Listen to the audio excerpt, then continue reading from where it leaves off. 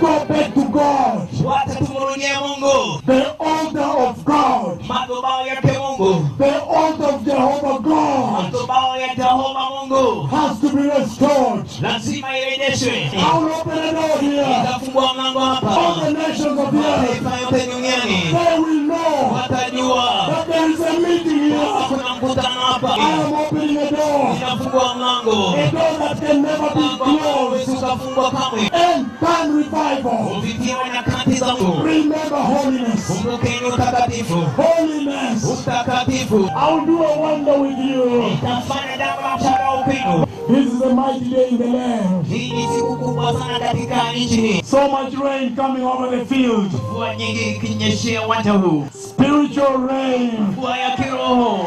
Spiritual rain. Mvua ya kiroho. I have seen it. Nimeiona tayari. I have seen it already. Nimeiona mapema. It is pouring beginning from here. Basi inanyesha kuanzia hapa.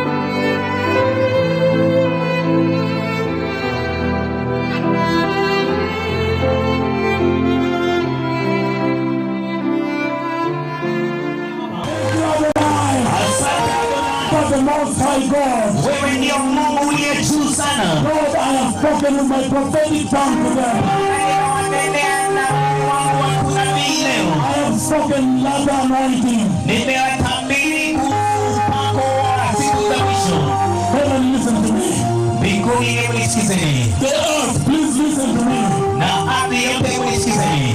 Listen to words of my mouth. Nisikizeni maneno yangu ya kinywa. I have spoken the release of the 4 white horses here.